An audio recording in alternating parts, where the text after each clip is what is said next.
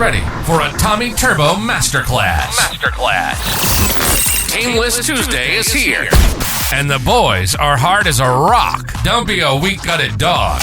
Leave that for Jamin Salmon. Get ready for the best SuperCoach show on the planet. It's so good, it's better than Lego. You're now listening to the SuperCoach Experience Podcast. Here's your host, Brandon Savage. Hello and welcome back to the SuperCoach Experience Podcast. I'm your host, Brandon Savage, the coach of Still Yet to Be Decided. I'm joined here by the 2021 champion of the SuperCoach world, Timmy Moody, the coach of, I feel like you're never going to change your name now, the Viliami. Yeah, look, I'm never gonna. Like, as long as Viliami Kikau's still playing footy, I'll be still the Viliami. I mean, once he retires, I might hang up the name and go something fresh, but good chance I'll still keep it. You might have a new little man crush, but I actually walked past him the other day. I've walked past all these players all the time, but I reckon he gave me an eye. He looked me up and down, and I reckon he was like, I know you. I reckon it was probably more like, yeah, I reckon I could smash him. But I reckon he'd do that to everyone he looks at, but it's just probably something that big blokes do. For sure. He's massive. Yeah. Like, the fact that he's not even a middle is ridiculous. I guess he's a different type. Like, if he ran a bit slower and was a bit less fit, he'd definitely be a middle. Yeah. But the fact he's so explosive and fast, geez. Anyway, today we're talking about front rows. Last week was hooker. I was with Jake, and it was a good little podcast. We went for half an hour just on hookers alone, which was, I mean, more than enough. Yep. But it is 2024 right now, and the SuperCoach preseason is truly underway. All the content creators are getting about their work. I even saw the Whisperer came out of retirement. Oh, yeah. Right, cool. Yeah, he came out of retirement, and It's like John Farnham. yeah, a bit of John Come back Farnham. to her. But yeah, front row forward is a bit of a funny one, because is it actually a great position to capitalise on? I don't know if it is, but I feel like you can get behind very easily on it. For sure. That was me last year. I didn't have Payne Haas, which I felt like it cost me. I feel like there was lots of other things that cost me, but that was something that I felt every game I was watching Payne Haas going, oh, man. And then I'd be like, oh, he's coming off good, check his score, and it'd be massive. And then every time he come back on the field, just giving you stress, and he just starts to work up in the back end of those games. Those offloads sort of come in. If they come into his game frequently, I think he's just hard to pass up on. But the thing that's interesting is a lot of us will probably say we want to start with him, but then there's going to be more important things we want to do in our side, fullback, in other positions, halfback, stuff like that. Might be trying to squeeze Nico and Nathan or something, and you might need to go like, if I went down 100K and I went to say, who we got, like to Tarpany, 100K discount. Yeah, for sure. I'll just go him, and that way I can afford to go Cleary instead of blah, blah, blah. Yeah. So the thing is, I'm pretty sold on Payne Haas. Spoiler alert straight away. I'm always spoiling at the start of the episode. But I'm pretty keen on Payne Haas, but I haven't yet sacrificed him in any of my draft sides at the moment. And I've changed my draft side just a little bit, and I'm very happy with the makeup of it. And Payne Haas kind of leads that at the front. One position, we did talk last week about hookers. I have downgraded to Reece Robson. And me and Jake talked about that. So if you haven't heard that, go back to the Hookers podcast. We explain why we like all these different types of players. But I've saved 200K by going Hay Grant to Reece Robson, which allows me to keep someone like Payne Haas. But we will talk about all the other options. I'm going to kick it off with the top 4 guns in the front row at the moment. So I was going to kick off this with top 5, but I don't think there's a clear top 5. I think the 5th one is up for contention because it's just so might as well open just chuck field. the guys that seem similar. But there's a clear top 4. So we'll start with Payne Haas. And at the start of the season in the first 6 games, and a matter of fact, across the whole season, he averaged 65 minutes. Towards the end of the year, he actually went a bit lower, which is funny because usually front row forwards go the other way around. They kind of build into their season. But Payne Haas, 80 average in the first 6 rounds with a 73 average overall. So he obviously dropped off through that origin period and towards the end of the year. So Payne Haas is someone who religiously starts quite hot. So I think that's why I'm very keen on him, because you're getting value for what you're actually paying for him up front. Yep. So you're paying for a 73 average when last year he averaged 80 in the first 6. So obviously you can't just copy and paste for season to season, but this is Payne Haas and what he does when he's fresh. Which is where my thinking is a little bit like with wanting to start with Payne Haas, because I think you're going to have to probably let go of him in the middle part of the season for Origin.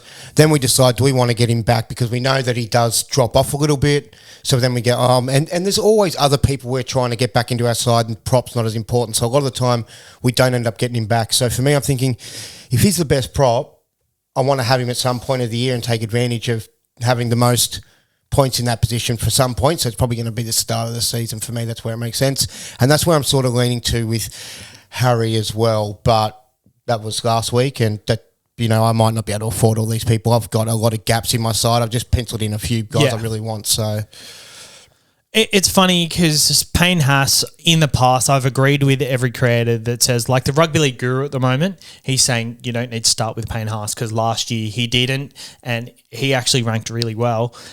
And it didn't hurt him. Like, he wasn't a non-owner feeling hurt because of it. And I 100% agree with that. Like, I think the front row forward is a position where you don't necessarily need a gun in there, but I think it's about capitalizing points where you can. Like, you see early in the season last year, I was inside the top 100 fairly quickly, and I had Payne Haas, and if I didn't have him, would I have been there? I don't know. I would have felt like I wasn't hurt from it, but maybe I would have been. All these other options I'm looking at average around 60 to 65 in the first 6 weeks, because it takes these forwards a bit longer, whereas Payne Haas is the type of player who, when he hasn't been beaten up week to week, especially hits the ground running. Yeah, if you can take that extra 15 points, that adds up over the first 3 weeks. And his type of play, he is banged up by the end of the season every season. My plan with him, you're always happy to sell him over the origin period. Mm-hmm. And if you grab that 80 in that first few weeks, and then you go to someone like I did AFB last year, he averages 80 throughout the bye period, and then say he gets injured or drops off later in the year because he's just picked up the slack because of the origin period, you go to someone like Tino. So you're averaging about 75 to 80 in your front row for the whole year because of the way you've traded. And I get the argument in you don't want to spend as much trades in the front row as you do in other positions, which I agree. But at the same time, I think last year I spent more trades than I ever have in the front row. And it really helped. Tohu, Corey Horsburgh, AFB. There was Tino, who I missed out on. And maybe if I made one less trade. So I think you made some good decisions in the prop position, but for me, I made too many decisions and more of them were bad. Yeah. So, I guess I'm trying to correct my sort of mistakes, and for you kind of look at it and go, that's not too much of a thing for me. So I guess we all just kind of need to work out where we need to improve on in our sides to sort of make us think that'll put us in the right direction. And I'm going to go through 3 other premium front row forwards. Yep. Maybe you don't want to start with the front row. We're going to go through the mid-range options as well. But there's at least a 100K discount on the next guy, except Tino. Yep. But with someone like Haas, if you're missing out on them front row positions, but you've got double fullback instead of like a KO Weeks up there. Yep.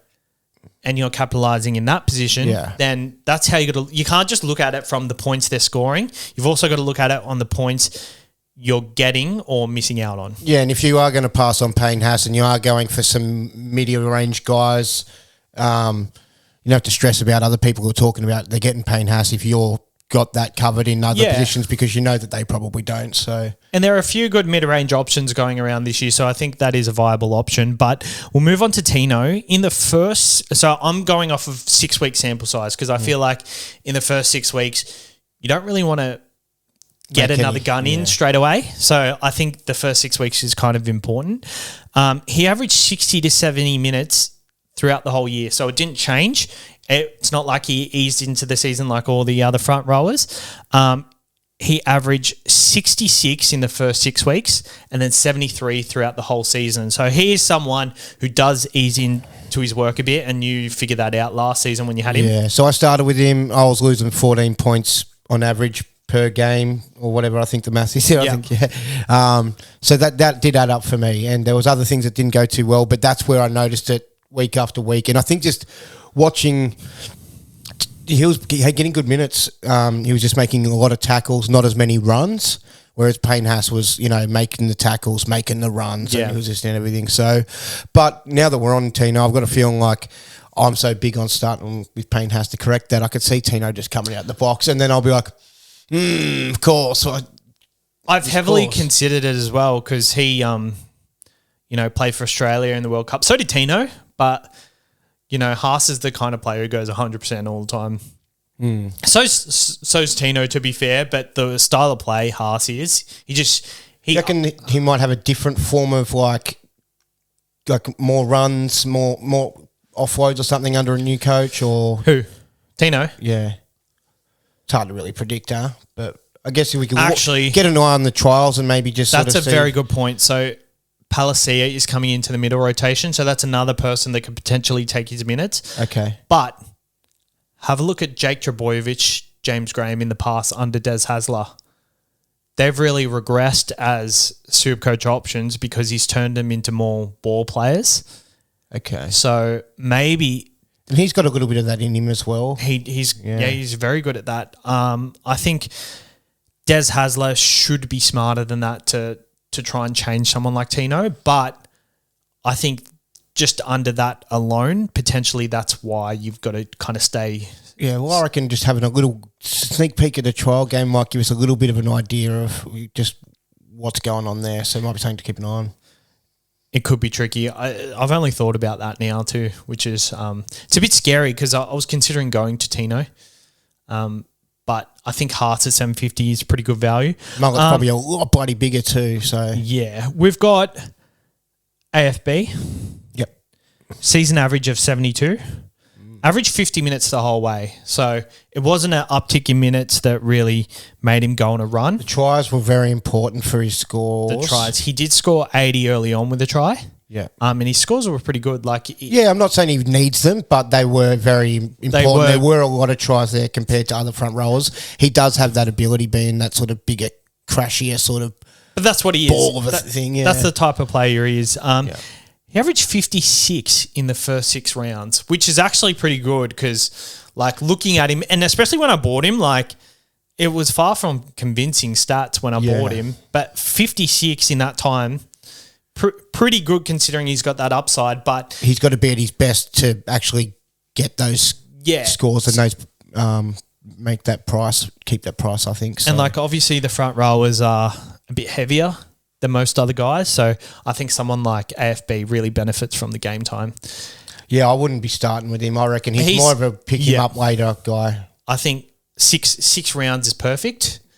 Picking him up lower than what his value is now is probably the perfect time to get him. You probably don't have to miraculously pull it off the week that he starts going nuts. You could just afford to go, okay, now he's scoring a lot of tries. Now they're crashing over this week. It's the time now because I think for him it's time on the park, and in the past he's been injured a lot. The fact he does 6 straight, you can just keep waiting until his price goes down. His break-even might be high, might get a good score, break-even getting a bit lower. You can wait another week and just be just make sure. Because front row is a position where realistically, he did score 126 one game last year, but that's an outlier game. Yep. Tarpanay is the last one. So the fifth option I could have thought of would have been Mitch Barnett maybe or someone else, but I think these are the clear top 4. Average of 61 throughout the whole season. 50 minutes in the first 6 rounds average with an average of 64. So 61, he was only 3 short of his average for the season. But it did mean he actually did go a bit better after round 6. But still, you're not getting much more from him, especially last season. We thought he was going to come much better. Corey Horsburgh is in the side. There's also Morgan Smithies, who is an English import. I love that. What's his surname? Smithies. Smithies. Is that his real name, or that's the nickname? Morgan Smithies. Yeah, that's mad. Smithies. It just reminds me of Waylon Smithers. Yeah, that's cool. Yeah, so he's someone who is 650K. He's the lowest of the bunch, and he's probably someone, if you do want to save 100K and get a 61 average, well, that's good, but Payne Haas was averaging 80 in the first 6 last year, so I know you can't copy and paste, but I think with Tapine you kind of can, because he kind of does the same thing every season in the first 6 at least. Yep. But it's still kind of an okay option. Yeah. Although, I think if you're saving 100K for an average of 60, a lot of these mid-range guys I'm expecting to average about 55. So you might as well just go down to them, I reckon, too, yeah. Exactly. Unless you've got a real good feeling about Mitch Barnett or... There are a couple of front row forwards here. There's like Jack DeBellum, Mitch Barnett. Junior Paulo's 577,000. He's looking very fit at the moment. I would have loved to start with him, but just the price is way too much. I started with him in 2021, did well. He did well. But I Him and Takiaho? I don't feel it. Yeah, it was Takiaho. Yeah. And then there's Blake Laurie, Fodawaker, Jared Wallace, Paseka, Max King, Jake Trebojevic, and Jake Trebojevic is 545. Are we considering any of them? I'm a little bit interested in like Lolo, but it's only That's mid-range. That's mid-range. Yeah. Oh, so are you going down further? Yeah, we're going to start at the mid-ranges now. Okay. So we're starting at the mid-ranges. Ruben Cotter, 542,000. I'm a bit interested in him. So he averaged 51 from round 1 to 6. Yep. But from round 6 to 12, he averaged closer to 70. So it took him a while to warm into it. But I think the Cowboys are going to start more so that 6 to 12 range rather than starting slow like they did last year. I'm pretty high on the Cowboys this year. Yeah, they'd want to have they'd really want to fix their start this year. But who knows? Maybe they just start slow again because that's their thing. That could have been a one-off year a couple of years back where they just sort of popped out. They're a good side, but... Yeah. I just feel like with the Cowboys, they went... I said this last week, actually. They went through a massive preseason, and the year after, leading into 2023, the World Cup really affected like Nanai, Cotter, all their Valentine Holmes, all these guys. Cotter's a pretty decent-ish price, but you're probably going to at least get what he's worth. Yeah, well, the thing is, 540, his season average was 53. So even if you get that, compared to Tarpanay's 60 in the first 6 rounds. Yeah, he could pop out some 70s. Just exactly. He's got that like attacking play in him. I don't mind him as an option. So I honestly don't love it, but honestly think if you're not going Haas, you're saving at least 200K and going to Cotter. And like probably staying away from Tino. And look, you could just pull off nicely. You could like just say nails it, couple of little tackle bust, line break, maybe even scores a little meat pie.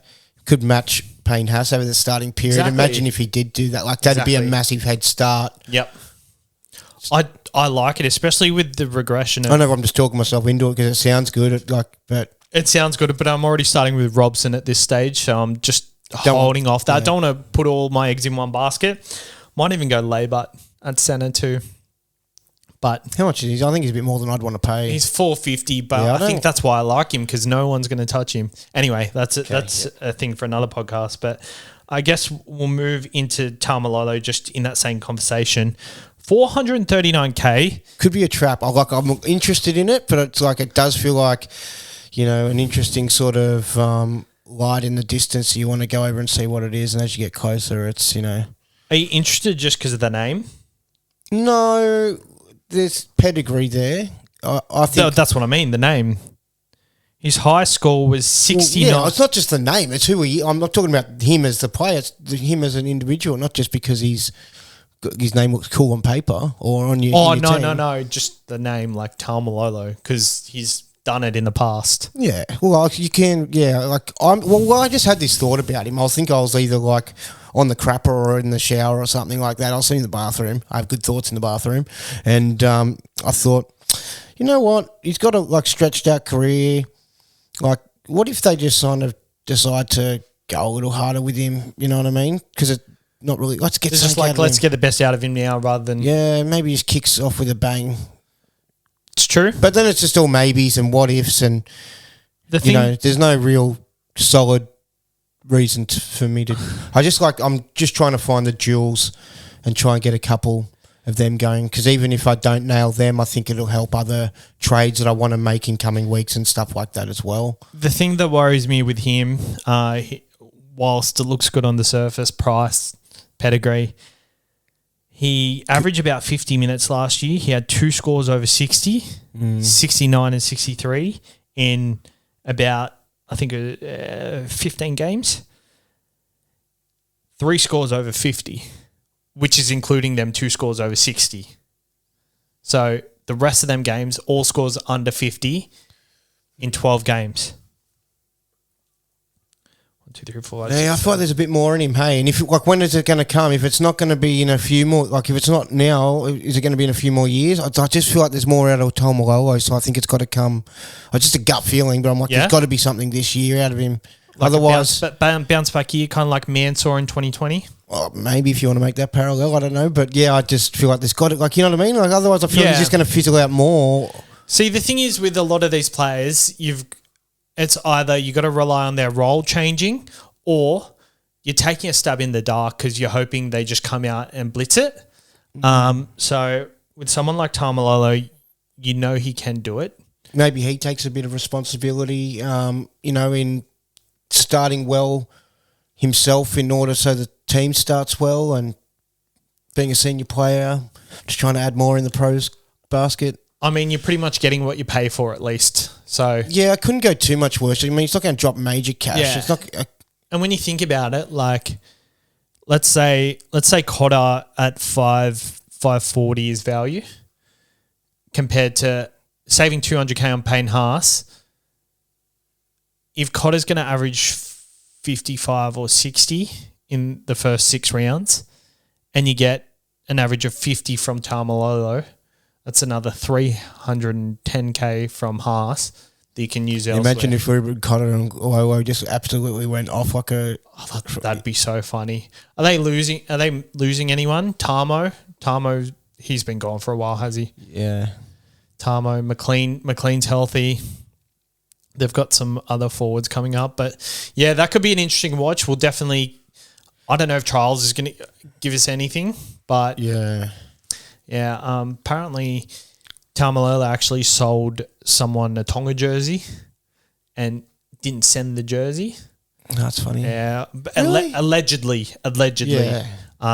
But this guy... that doesn't make sense to me. I reckon there's a lot of allegedly about that. Yeah, that doesn't make any sense. I don't think it was like the official Jason Taumalolo account or something, but... That's bullshit, bro. Don't listen to the internet, man. Flegler. Yeah. Massive talking point this preseason, 475,000. What are our thoughts on for Flegler? Well, he seems very popular. I see anyone that wants to sort of post their side or, whisper things in my ear about what they want to do, it always sort of seems to have him and Payne Haas up the top. That's what I've noticed. I don't have him here at the moment just because I'm trying to sort of... I probably will go there just because if everyone's doing it and it, I don't want to then be like, I've got to now make a trade in the prop. Yeah. I kind of like Rudolph at a similar price, but that's only just because of he's off the beers sort of chat. And, I just feel like, if you're going to say you want to have a big season or whatever, I feel like you kind of got to have a big season. I feel like I got to start off with it too. Right? We're talking about him next, but Flegler obviously moves over to the Dolphins. Average about 45 minutes every game last year. But so moving over to the Dolphins, their forward pack, Wallace, Gilbert, Bromwich. Get more mins. He will get more minutes, but the games he played over 50 minutes for the Broncos, he only averaged 53. Interesting. So his involvement sort of dropped off a little bit over the longer time. His PPM went down as the minutes went up, which is only... so he's priced at about a 45 average, which is only a 7 to 8 point advantage, which is still like 70, 80K profit at least. Do you know what I'm thinking though? Do you reckon he might see himself as more of the, one of the main guy, whereas before he was like kind of, behind Haas and Carrigan doing a lot of work in the middle, whereas he might sort of see himself as, I've got to make more tackles, I've got to take more runs. And that's the thing, based on this, you're still getting 7 to 8 points value on his price if he plays 50 minutes at least. And then there's the added factor of, okay, I'm the Australian prop here. I've got to step up for this team and be the leader. Whereas before, Carrigan, Haas takes so many hit-ups that Flegler couldn't possibly take any more hit-ups. It's hard to get your hand in. So the fact that Flegler is the guy and he is 7/8 points undervalued already, knowing he's probably going to grow another leg, I think there's a lot more value there. I like him a bit more than Rudolph. I just like the... Well, okay. If Flegler just wants to come out and say he's off the beers, that'd be fantastic. I've got Rudolph here, 480,000. Yeah.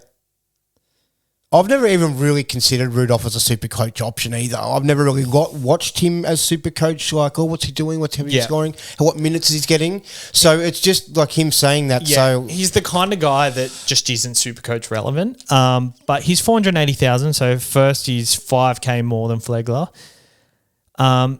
He already had a 47 average, which is like, for someone like Toby Rudolph, you kind of expected him to be having like maybe a 40 average.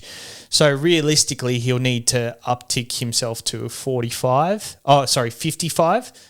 to be at least relevant. And to be a really good purchase, he needs to go up to 60, which in games over 50 minutes, he averaged 61, which is, if he's fit enough, that means he can do that. But my question is that expecting way too much of him, just knowing that they've already got Finucane, McInnes, Hamlin Uele, Royce Hunt, who they're pretty happy to give small minutes to, and he's only getting... Yeah, and they're all getting a bit more, senior like they're already getting small minutes. There's no way they can get less. Where are the minutes going to go to him? Where are the extra minutes coming from? Whereas it does seem more like, on the flip side, if you're tossing up between him and Flegler's more the main guy, whereas he's... And like... amongst a few other older blokes and stuff like that, whereas there's a lot of forwards, at Cronulla. They're all handy and big and... Yeah, and they can do a job, and like the way they've got their team set up, they don't really need big minute forwards because they've got so many of them. Yeah. Mine more towards Flegler. Yeah, and they don't really have a bench utility to like give more minutes to. Like they had Trindle, they had Moylan. And I don't think because I was partly with wanting to do Rudolph instead of Flegler, to put kind of more just to be different. But I don't think having a point of difference in props really where you need to be trying to get. I get trying Rudolph, but I think that means you still get Flegler. Like if you paired them up together. That could, if you avoided Haas and then went. Yeah, because the fact that Rudolph still averaged 47, I think that's still pretty good considering. And if he's going to come out and start... There's a lot of different strategies you could do with prop too. Like instead of going Haas and another guy that's kind of like Flegler. Up there-ish, yeah. Say you were to go Flegler and Rudolph instead of... Or someone similar around that price, the two backup guys, instead of having those 200K guys that don't ever really kick off, it's hard for you to generate cash. It's hard for them to get minutes. Sometimes you're stuck playing them because your main guy's got to buy. You're like, I'll play him for 1 week and he ends up getting you 15 points or something. Yeah. You might be able to go guys that you know that are going to get better minutes that are in that sort of 100K more range. So like instead of going Haas, Flegler, two cheapies, you're going, Taumalolo, Flegler. Cotter, Flegler, Rudolph. And then a 300 like EK kite. Yeah, Spencer. It could be. Yeah, Spencer, exactly. And then it might seem like overspending, but then you might just have to not have to do anything in prop and sit back. At least those guys might be generating. If you need to play them, you can play them. What's your thoughts on that? Yeah, it's tricky because that bench prop, you don't really want to rely on them being a reserve for you, but you don't. But you also don't want them to be a pain in the ass 200K guy that you when it comes to to buys and stuff, and you're like, I need numbers, and there's that guy that just doesn't mean Yeah. shit. And like the 100K you could be using on that player that you're upgrading instead of, say you're just upgrading 100K to a center wing, but all the cheapies do well. And you're pretty much in a position where you've spent up and you've missed out on this cheapie. You've got to downgrade to him anyway. Whereas later in the season, you're not stuck with that Franklin Pele, Davey Moalu throughout the whole season because you set up your props to get rid of them, really. Yeah, I think it's something I might have a closer look at because I think it might save a lot of trades. It might save a bit of stress. It might help with cash generation, help with when you are on a buy, one of your players are on a buy and cover that. Because sometimes you go, oh, fuck, I'll just have to make a trade because I don't want to play this guy and end up making this trade and doing almost a straight swap to some other guy that's going to score the same amount of points. If you just have that up there and sort that out, those sort of midi sort of guys all up in front row, I think that could be kind of neat. It's definitely a good way to go about it. And like thinking about it, it doesn't help up front, but it helps one down the track and two when buys happen. Yeah, I like to. You can't have two bad front rowers because especially looking at Payne Haas, I actually don't know when the Broncos have a bye, but then also you look at Flegler at the Dolphins. I'll have a quick look. I'm just stalling here while talking. Dolphins round 2. Dolphins have a bye in round 3. Yeah, so if you are starting with him, that's a pain in the ass. Yeah, so I think that is definitely something you got to look at. Let's have a look at the Broncos. Just make sure they don't have an early bye too. So 1, 2, 3, 4, 5, 6, 7, 8, 9. They haven't got a bye. So like, there's a lot of chat around the Hughes fella from the Dogs with Phil Gould saying he's the one that's training the house down. So everyone's sort of plugging him in as their fourth sort of guy. We'll get to him. Yeah. But he's in my side. Yeah, he's in one too. I did a post on him and I did talk about him in my team reveal. But unless he does get, like if he does get some nice minutes, maybe he like gets 40 minutes or something like that. Maybe he's the Max King who's the cheapie who gets That'd be 40. great. That'd be great. And almost important to have. But if he's not, then he could be a pain in the ass. He could just be like, he's doing well at training. They're not necessarily going to... It's true. Might not even get a start. Yeah. And with this round 0 and round 1, if you've got him, he's pretty much the cheapest you can get in front row. If you've got him and he doesn't get named, at least on the bench in round 1. The only part of me that makes me do kind of think that he probably will be more... or he's going to be more significant because it's 1 year on in his career, but... kind of somewhat more SuperCoach relevant for us is the fact that he did make the Preston... someone said, you said last year that Preston was, the guy training the house down. Who's training the house down now? And he says, you'd think that he would make that parallel to say that this guy's going to have a big season as well. You're not just his... Yeah. And that, so... I agree. And Chris Patolo was a guy that they were really high on in their preseason as well. He's a middle forward as well. I actually haven't even looked up his price, but if he's... So, I don't want to have a situation this year where I've got two 200K guys where I might be able to deal with having one of them that, like, say this Hughes guy, I know he's going to do good things, or I just hope he does, and I did have another 200 bottom dollar guy, that I do think it's going to stress me out at some point. It's going to cause headaches. So the good thing is here, they were massive on Chris Patolo in the preseason. He's exactly the same price as Sam Hughes.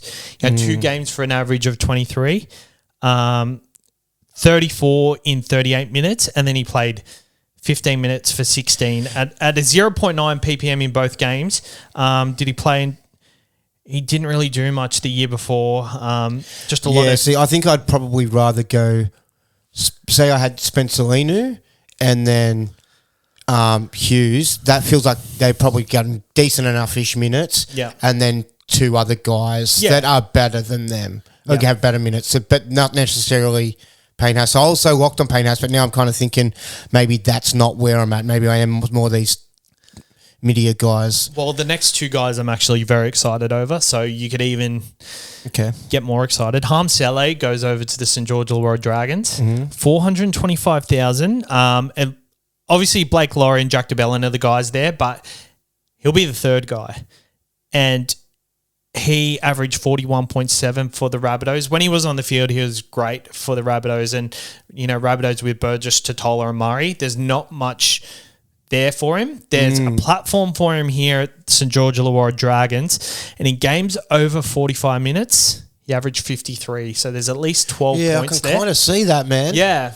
I can kind of see it happening too. And I remember when I was on the Daily Telegraph live stream last year, Harms Elliott was a big talking point because he'd just gone 2 weeks in a row with big 50 scores for his price. He was pretty cheap. I feel like he's got a bit more motor, obviously in him. And then with Laurie, unless he's been training the house down, Laurie had a career year last year though. He's a real big body too. Yeah, so there's no way he's going to go better than he did, and he played magnificently. But this is the explosive forward that the Dragons could use. And I know as much as the Dragons roster looks pretty shit, I'm actually pretty hopeful they're going to be similar to the Dolphins, where they haven't got the roster, but they do kind of fight. Yeah. But the Dolphins have probably had a lot more to play for. Oh, yeah, for sure. But, yeah.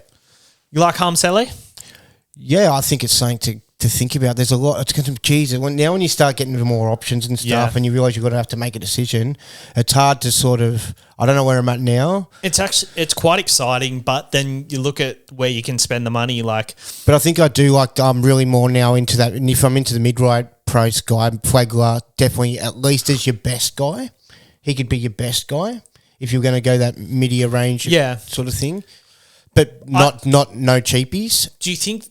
Except for the Hughes guy. Yeah. Do you think that allows you to, instead of going all mid-ranges in the second row... Is it Sam Hughes? Sam Hughes. Yeah, I feel rude calling him the Hughes guy. Instead of going all mid-ranges in the second row, do you think it's a viable option to maybe put a gun in there now if you're using this tactic? Because I really feel like the second row is maybe, but then maybe you got to realise that you're taking some off there. You might be taking that off there to do both Nico and if it depends where your priorities lie. You can't sort of spread it out everywhere. Yeah. But it might be worth it. If there's one you're really, really keen on, I would have said normally for Feeder, but he's not going to be ready to go. Or if he is, he's not 100%. But see how... So then not necessarily. I guess I'm jumping the ball a bit early. Who would be your big dollar guy? Well, I've got Olaquatu already, so... I saw that. A lot of people are real keen on him at that point. What is that about? I know he's decent, but... is it a real feel thing or is it just a feel thing? Yeah, there's nothing. Early on last year, it just felt like he was quite.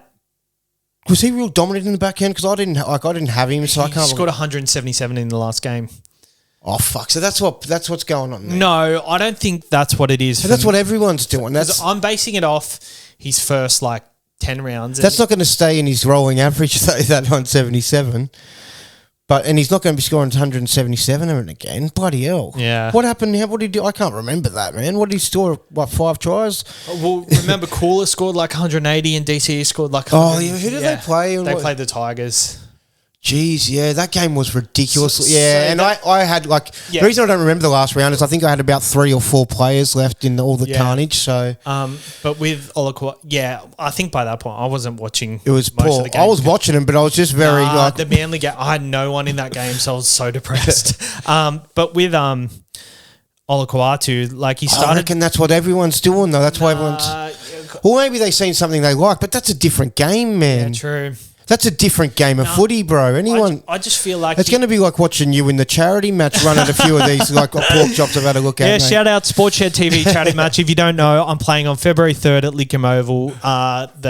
Sav's just trading the house down too, and unfortunately, I'm going to be in Gladstone. I wish I could be there because I feel like he's going to take a few heads off. I feel like it's getting serious. They're training now and stuff. We're training tonight. That's why I'm all geared up. But yeah, just remember they can't run without their heads. So. Link is in the description. Lidcombe Oval.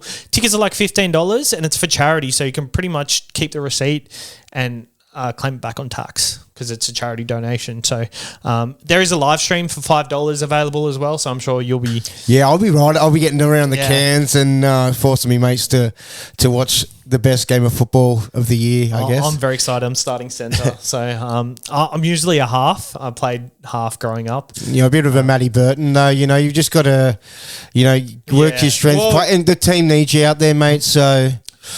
Yeah, I played half in growing up in Wade Graham's and Regan Campbell-Gillard's team, and Justin Horror's brother. He was a halfback. Yeah, I was the 5'8". So I don't know. I feel like centre is the next best position for me though. Because you're going to you'll get a bit of ball, and I can't see you passing it unless you're.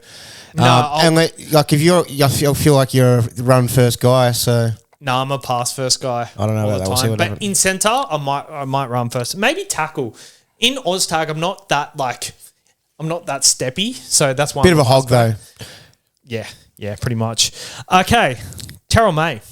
Yeah. Plays for the Roosters. I know we've got Spencer Lenu there, who we'll move on to after that. But Terrell May, 42 average. From round 22 onwards, he had scores of 60, 28, 58, 52, 72 and 65 in 50 minutes. What happened into that? Well, there was a few 50s in there, and there was 120. What was the outlier? They're all pretty much the same except for the 128, was it? The 20 was in 20 minutes. Okay, I was going to ask what happened in there. He didn't get the minutes. So he averaged 55 in from round 22 onwards. Getting about 50 minutes, and that's with all hands on deck. Obviously, Spencer coming to the club might change. I'm curious how they use Spencer. Do they just kind of have the same impact, let him come on impact, similar, copy and paste the minutes? Or I would think that with their squad, their forwards, they would probably give him more minutes, but maybe he's not that type of player because he's so ruthless and so... goes intense. Maybe that's not. I talked about his it. Game. I talked about it with Jake last week, and we tried to kind of get the split. So, what I'm thinking is Lindsay Collins 50 minutes and 30 minutes to Jared, and then I think Spencer and Terrell split 40-40. Okay, because I was wondering who would get would one get more minutes? You'd think that Spencer, even though Terrell's done time more at the club, you'd think that with Spencer coming from a 3-time premiership winning club, I know but he's not the sole reason for those wins or whatever, but being around that, you think maybe he would be above him in the pecking order. Surely, right? He'd be above Terrell May in the pecking order. I think so, but that might not translate to minutes depending on how they want to use him. Yeah. Like you might start and play 30 minutes still. I don't feel like it could hurt too much. I think he's going to lose much cash. The thing with Terrell, he's priced... I'm talking about Spencer. Yeah, the thing with Terrell, he's based on a 42 average, and he averaged 55 in their last rounds. Obviously, them last rounds, teams are more fatigued, and big dude. There's more work for him to do early on in the season, so there probably is... I think he probably averages 45 with upside, though.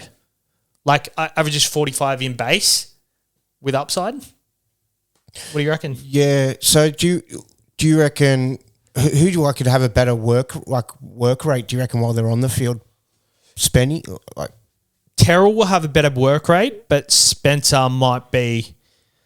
I'll move on to Spencer just quickly. So I just want to speak about Spencer because if he does get the minutes, that's going to be interesting. So he's based on a 32 average, 1 ppm. But games he played over 30 minutes, which was, I think it was 4 or 5. Yeah. He averaged 33. Over how many minutes?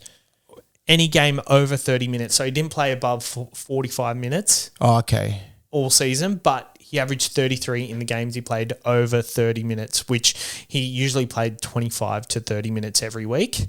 And the games he played over 30 minutes, his PPM went down significantly and so he only averaged 33 over 30 minutes. So if he's playing 40 minutes, there's a little bit to work with there, but still Maybe I'm leaning, I don't know, maybe a part of me's leaning more towards Terrell May for some reason. I don't know, the tactic who could you see more being a try scorer? Terrell, close for sure. To the line, yeah, close to the line, bigger body. Yeah. So Spencer's more of a busty sort of. Say you go Flegler, Harm Saleh, and Terrell, you're spending 1.2 mil. You go Haas, Flegler, and Spencer. Plus Sam Hughes. Sam Hughes is going to be the same. You don't count. By the way. Yeah, okay. Yeah. So Haas, Flegler, that's 1.25. And then Spencer, that's 1.5. You're still saving 300K by going to these 400K guys. And realistically... What was the first option? So there was Payne, Flegler, and Terrell? Yep. No, Payne, Flegler, and Spencer. Okay, yep. And then you could go Harm Selly, Tom Flegler, and Terrell May and be spending 300K less. I just wouldn't be confident on who to play as like my second guy each week. And I feel like I want to have my second guy as a little bit more... Yeah. A little bit better. Just a clear second. Even like a Lolo. How much more would Lolo be? You know, like is that an extra 100K or... Yeah. Oh, no, Lolo's in that price range, 430. Okay. Yeah. So I'd probably go him. So mate. you could go any three of them and you're spending less, but... I thought Spencer was about 370 or something. No, Spencer's 330, but say you get Haas, you get Flegler and Spencer, that equals about 1.5. Okay. If you get these other three, it equals about... Sorry, I was saying 1.2, it's 1.3. Okay, that's fine. So you're saving 200K. Are you getting a more dominant starting player? Probably not, but you're saving money and you're building depth. Yeah, and that you hope that those other guys might grow a little bit to be able to turn them into those guys. Because all these guys are going to grow, but then there's the counter argument with the second row over the front row. Like, what if you could have duels? If some like is any of those guys that we mentioned got duel? They don't, do they? Or Terrell May might have a duel. No, I actually don't think they do. None of them would.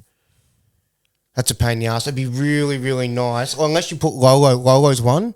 So if you had him... Terrell, not Harm. And then you also had someone else in the second row that had the duel, which I don't know who you'd go. Like you'd maybe then have to go like a Tino, but then you're overspending and you're kind of going against that whole idea of having Paynas in your front row anyway. Fuck, it's a headache, isn't it? At least we've got a long time to work this out. Yeah. One I've just spotted here, who I wasn't even going to mention, Keenan Palasia at 365. He does have the duel. Second row, front row. He's moving from the Broncos to the Titans. So obviously they've got Fodawaker, Tino. Forget who else. They've got someone really good there.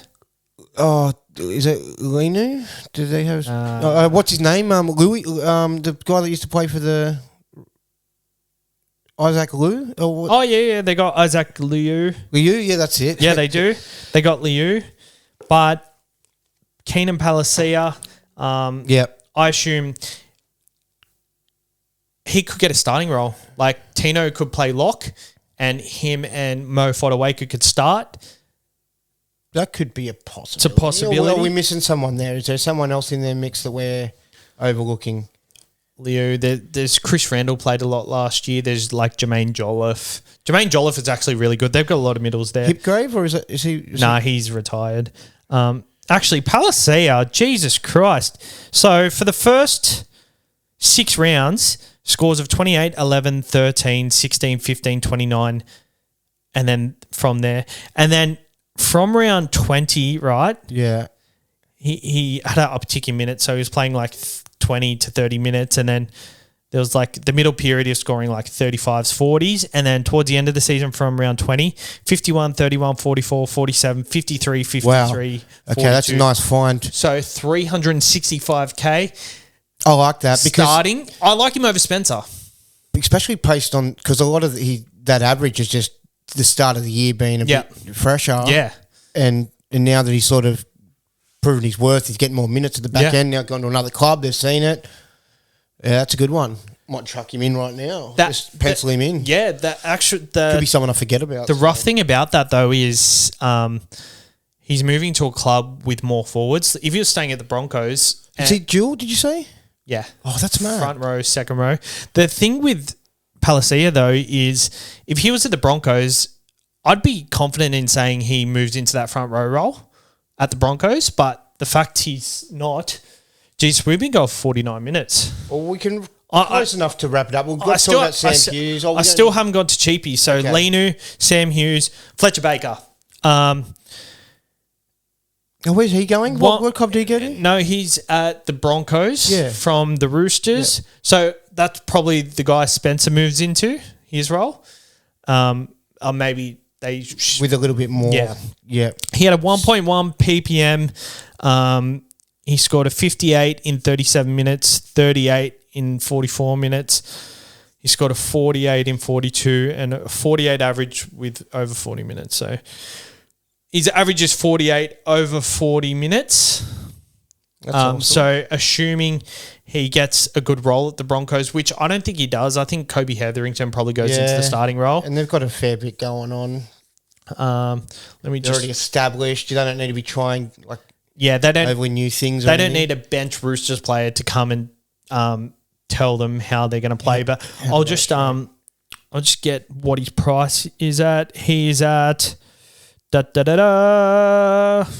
311K. Yeah, I kind of feel like 750 is a lot to pay for Payne Haas. Oh, fucking hell. If I'm at round 3 or 4, I'm like, why don't I have Payne Haas? The centre for you, remember the first person you're going to start with? I'm like, Payne Haas, he's the first person I'm starting with in my side. This is the first pod we did just last year. Yeah. When the team pick a first Actually, and I did it. I clipped it up as well. Yeah. And the first person you said was Payne Haas. Yep, so I can see this coming to bite me on the ass. But I guess got to play some ice up, SuperCoach. It's kind of why I like doing these podcasts, because I like... Things evolve and ideas. Things evolve, and when you deep dive into players and have a look at them. So was it Rudolph that I was thinking of having? No. Yeah. Was Rudolph, it? Yeah. Yeah, I think I might, instead of going Rudolph, go Lolo, because that way then I've got Palace. Oh, I've got Lolo. That's been annoying me the whole time because it's been above your face. That was my fault. Yeah, it is. You've got to keep... Look, I can't see where the microphone is. It's down there. My eyes are up here. That looks better, doesn't it? I'm not looking at myself. Oh, whatever. Ask the people at home if you could just send in to Savs. I think that I just want that duel, so I think I might go with it. I don't know. Lolo's a little bit awkward too. We'll think about it. I'll tell you which one I'm most excited for. Yeah. Harm Sally. Oh, yeah. Oh, I don't have him yet. How are we going to fit them all? I don't know. Oh, Palasia is maybe a bench guy. Well, you're going to fit him at second row. Yeah, second row. Bench. Yeah, let's move him down there. And at least with that, right, you can... Actually, I like that. Putting him in second row, and then if some of these guys don't work out... Yeah. Because there's going to be a second row cheapie you miss out on, or like a mid-ranger. Yeah, Jesus. All right, cool. We can probably wrap her up, hey? Yeah, I think so. We're not too certain on any of the cheapies. It always going to depend on... A bit closer, we'll probably have a better idea of... whether especially who's going to get a go. Once trials come. And more so Teams List Tuesday, who's named in the starting side for these really... If you really want to, get a good feel, I guess that's the best for these bottom dollar guys. Yeah, for sure. Yep. Cool. We'll wrap it up there. We'll upload the questions podcast on Thursday. We won't record that today. We'll do it. Maybe I can just do it if you want. Yeah, no.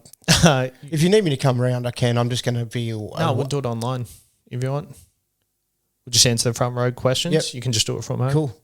You happy with that? Yeah. I'll be back late tomorrow, but after 4:30 probably. Oh, yeah, that's fine. Yep. We have to be after 9. We'll sort out our administration. Yeah, we'll sort out the administration. But on the burst, back next week. I'm sure plenty of you hanging out for it. Desperately hanging out for so many. Our blind rankings and such. No, but once the footy season starts, we're going to have more footy to talk about as well. For sure. And I think with just scraping at the, especially with on the burst. But I'm glad we did the off-season stuff because it's going to build the foundation for a massive year this year. And what else have I got to say? I had to say something else. I forgot what it was. Yeah, so questions Thursday, on the burst, back next week, back a DM podcast next week. So you don't have to... This is just my study room and I have put no effort in setting it up whatsoever. So sorry to the YouTube watchers, you'll be your eyes will be blessed next week, and your wife won't come in and ask you what the fuck are you watching. Why are you watching two guys just sit next to each other? At least next week it'll look more like a proper show. So Yeah. Cheers for tuning in, and front row forwards. That was surprisingly a big one. Yeah, it's a big one. They're big players, the props. Yeah. That's it. All right, cheers.